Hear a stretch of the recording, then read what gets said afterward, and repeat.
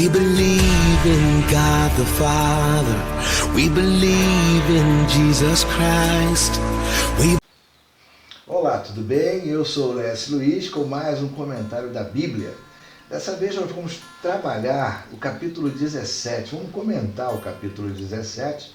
No comentário passado nós falamos sobre Agar e falamos sobre Sara. Sara toma a decisão de ter filhos, né? Deus já havia prometido a Abraão no capítulo 12. Capítulo 15, Deus manda Abraão olhar para o céu e promete a ele uma grande genealogia.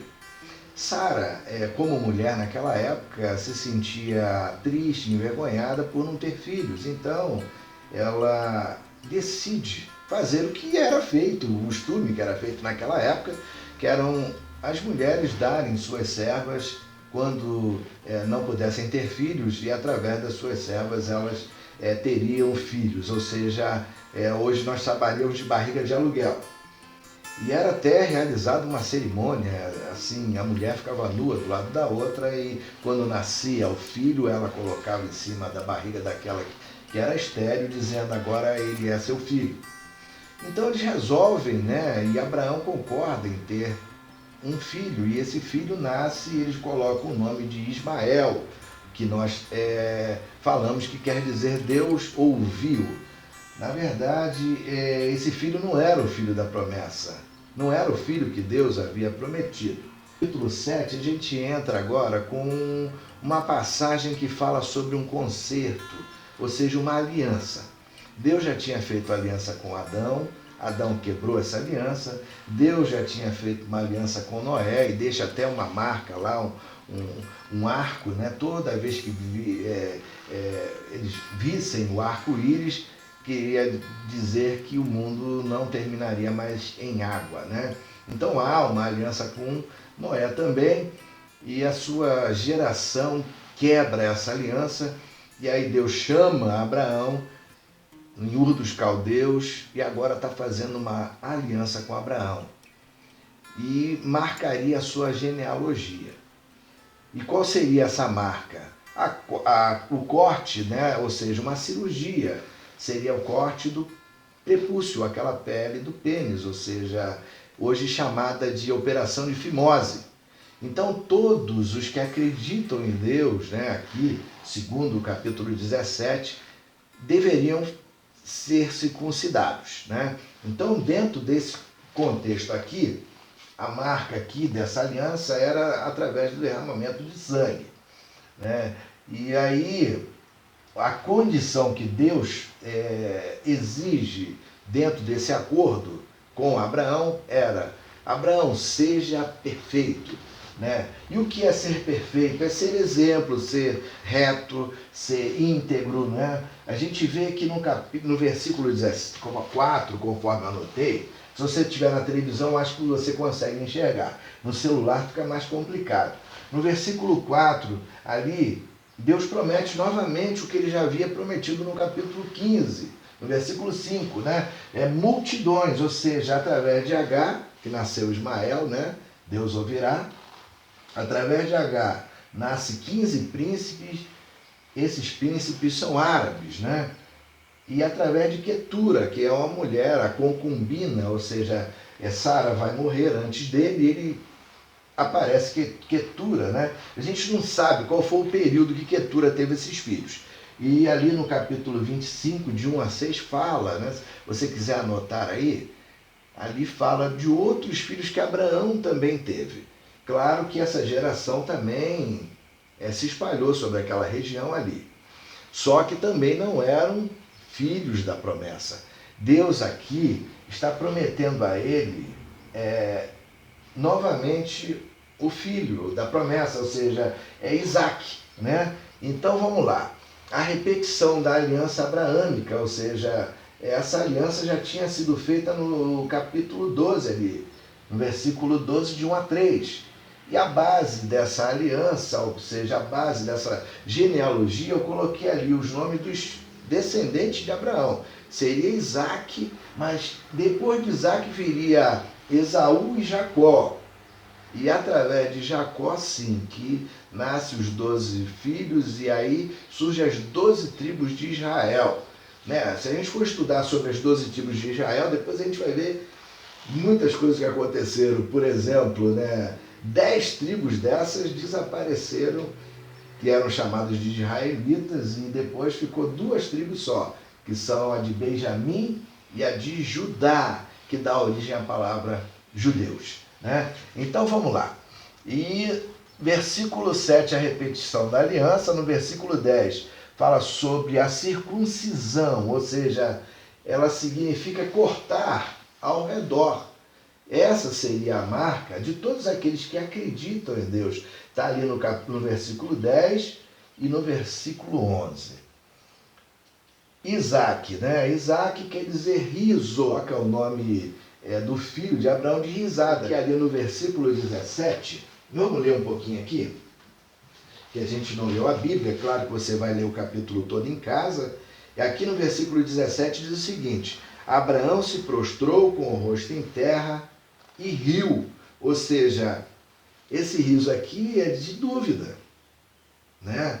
Mas você no lugar de Abraão não teria a mesma reação? Às vezes a gente julga o comportamento de alguns homens da Bíblia, mas a gente precisa se transportar na situação dessas pessoas, porque ele estava aqui nessa situação, né? 99 anos, e Deus fala para ele: você vai ter um filho, daqui a 1 ano você vai ter um filho, ou seja, com 100 anos de idade você vai ser pai. Isso para nós é um absurdo, né? Fora, e Sara com 90 anos teria um filho. E ele, no seu íntimo, né, ele riu, e aí Deus fala para ele: coloca o nome do teu filho de risada. E será que Sara, com os seus 99 anos, ainda poderá dar à luz? Essa é a pergunta também que é feita aqui por Abraão. Então Abraão disse para Deus: quem dera que Ismael vivesse sob a tua bênção. Ou seja, não tem como usar Ismael mesmo, através de Ismael mesmo, né? Eu não posso mais ter filhos, Deus. E aí a gente pergunta assim: mas por que Deus demorou tanto a dar filho? Olha eu aí querendo responder. Mas é porque eu cheguei a essa conclusão: se fosse natural, não seria um milagre. Esse nascimento teria que ser marcado por um milagre, assim eu acredito, né?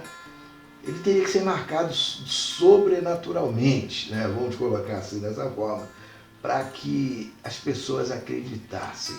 Então, há esse nascimento aqui, que na época deve ter sido uma coisa para todos, né?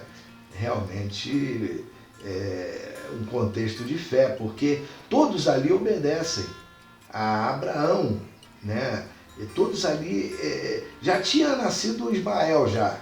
Ismael com 86 anos. Já era um milagre. Então, o que acontecia na vida de Abraão já era esse mandamento aqui, ele já cumpria esse mandamento aqui: anda em minha presença, ser perfeito.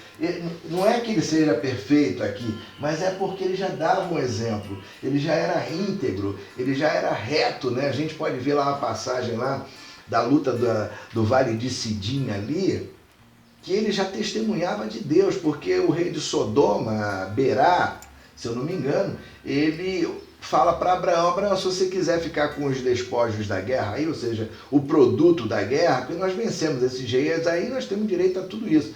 E Abraão fala o seguinte: não, eu não quero nada, produto nenhum da guerra, porque para que ninguém diga depois que eu prosperei por causa desses produtos aí. Então, ele já tinha esse testemunho que ele dava para as pessoas, né? Um testemunho muito forte. Por isso que ele é o pai da fé.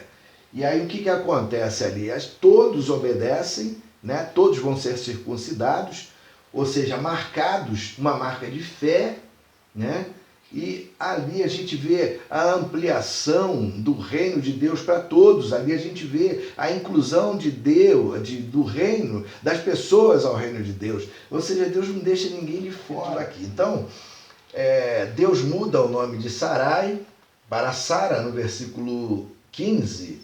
Ou seja, são bênçãos semelhantes Em Hebreus 11 fala ali sobre Sara também. Ela entra na galeria da fé. Deus não deixa Sara, embora ela tenha rido também, Sara e Abraão riram, porque eles já estavam muito velhos. E aí, depois deles saírem da terra de Ur dos Caldeus, 24 anos depois, nasceria um filho chamado de Isaac. Eles saem, Sara com 65 anos e Abraão com 75 anos, após essa saída de Ur dos Caldeus, quem diria que 24 anos depois eles nasceria o Risada, ou seja, o Isaac, né? Ismael, ali acontece o que no versículo 20? A promessa é renovada. Por que a promessa é renovada? Porque Agar, quando estava no deserto, fugindo, né, em direção a Sur, ali o anjo aparece a ela e promete a ela uma genealogia extensa, uma multidão de filhos, através de Ismael também. Vamos ler aqui agora. A instituição da circuncisão. Naquele mesmo dia, Abraão tomou seu filho Ismael e todos os escravos nascidos em sua casa e todos os que ele tinha comprado com o seu dinheiro, todos os do seu sexo masculino que haviam em sua casa, e circuncidou a carne do prepúcio de cada um, como Deus lhe havia ordenado. Ou seja, aqui a gente vê a obediência de Abraão. Vários outros homens tiveram aliança com Deus. No caso de Adão, né, teve uma aliança com Deus, essa aliança foi quebrada, eles comeram da árvore do conhecimento do bem e do mal. Noé, após ter saído da arca, né, Deus faz uma aliança com Noé de que nunca mais a terra seria inundada. Os descendentes de Noé quebraram essa aliança com ele. Depois, essa aliança agora estava sendo feita com Abraão, e essa aliança ela vai ser feita várias vezes na Bíblia, né? Eu deixei algumas anotações aqui. Deus faz um concerto depois com Isaac, faz um concerto com Jacó, faz um concerto com os israelitas, o compromisso das suas leis, ou seja, as leis morais que havia lá no deserto através de Moisés. Eles fazem uma aliança ali. Depois o concerto de renovação nas planícies de Moabe, 39 anos, Deus faz uma aliança novamente com o homem, ou seja, Deus já tinha feito uma aliança através do homem com Moisés. Eles quebram essa aliança e murmuram, fizeram várias coisas lá no deserto que todos já conhecem, né? Quem não conhece, vamos ter que estudar a passagem do deserto ali. Mas para finalizar, o que aconteceu lá no deserto para que Deus tomasse uma atitude de puni-los? Eles vão até a terra de Canaã, espiar a terra de Canaã, e não acreditam que Deus os possa entregar aquela terra. Chegam lá, desanimam o povo. Só 2 homens, né, que animaram o povo, que foi Josué e Caleb, e Deus então pune aquela geração. Todos aqueles homens ficariam no deserto até nascerem uma nova geração, ou seja, então eles ficam 40 anos no deserto. Depois que morreu aqueles homens todos que saíram do Egito, só seus filhos, né, sobreviveram depois de 30 anos, foram morrendo, né, com o passar do tempo. Josué e Caleb, aos 85 anos, na hora de entrar na terra prometida, é renovada uma aliança com o povo ali. Josué e Caleb liderando a entrada em Canaã. Mais para frente tem uma aliança também com Davi, através dos seus descendentes. Essa aliança seria renovada, né? Tanto que a gente vê que Jesus, né, é da casa de Davi. E essa aliança eterna, que foi feita com o sangue, né, de Jesus Cristo na cruz. Então a gente pode até deixar essas referências depois na descrição do vídeo, né? O que é importante aqui, nesse contexto aqui? A aliança, o conserto, a oportunidade que Deus dá várias vezes para o homem se reconciliar com ele. Claro que havia uma condição, né, para que essas alianças não fossem quebradas. Foi a aliança que Deus falou para Abraão aqui, olha, anda na minha presença e seja perfeito, seja um exemplo, né? Não quebre essa aliança, não quebre esse acordo, né? E a gente viu que no decorrer dessas passagens da Bíblia que várias vezes esses acordos foram quebrados, né? Deus renovava essa aliança, o povo se voltava para Deus novamente, né? E aí até chegar a Jesus Cristo. E hoje nós temos essa aliança com Deus através da nossa fé. Paulo diz que nós somos filhos de Abraão porque nós acreditamos em Jesus Cristo. E a marca, né, dessa aliança hoje, ou seja, a profissão de fé através de batismos, né? Há algumas denominações até que batizam crianças, né, baseados nessa visão aqui da circuncisão dos adultos, né? Mas depois, com 8 dias de nascimento, até que é provado cientificamente um período apropriado para que isso seja feito. Então, algumas denominações batizam crianças porque entendem, né, que essa é a ingressão, o período da ingressão na fé, conforme os israelitas, os judeus fazem, né? Eles ingressam as crianças na fé aos 8 dias, né? Então, alguns acreditam dessa forma. E há uma polêmica até em torno disso, porque uma criança não pode professar sua fé. Mas, logicamente, quando chega na fase da adolescência, eles renovam esses votos, né? E as igrejas, hoje, as igrejas evangélicas, elas apresentam, né, as crianças também a Deus, né? Que seria uma forma também de iniciação na fé. Então, na verdade, essa marca, né, para nós que hoje é o batismo, mas ele também não salva, né? Senão aquele ladrão da cruz seria condenado ao inferno, mas ele não teve nem tempo de ser batizado na cruz, né? Ele professou ali a sua fé e Jesus fala para ele: olha, hoje mesmo você estará comigo no paraíso. Então, essa marca é um testemunho de fé público, para que todos entendam que você pertence a Deus. Então, espero que vocês tenham gostado desse comentário, né? E vamos falar agora sobre... vamos voltar com Ló aí, logo, né? Nós vamos voltar com a história de Ló, de Sodoma, de Gomorra, a destruição de Sodoma e Gomorra. Por que Deus destruiu Sodoma e Gomorra, né? Alguns falam que foi o pecado de homossexuais, né? E há uma polêmica em torno disso aí. Nós vamos ter que estudar isso aí também, para a gente poder responder com precisão. Será que foi pecado de homossexualismo? O que acontecia realmente na cidade de Sodoma e Gomorra? Então esse é um assunto aí para o próximo vídeo, né? Espero que tenham gostado. Que a graça e a paz de Deus esteja na sua casa, na sua vida, no seu trabalho. Força, fé e esperança. É isso que eu desejo para você. Um abraço, até o próximo vídeo então. Obrigado.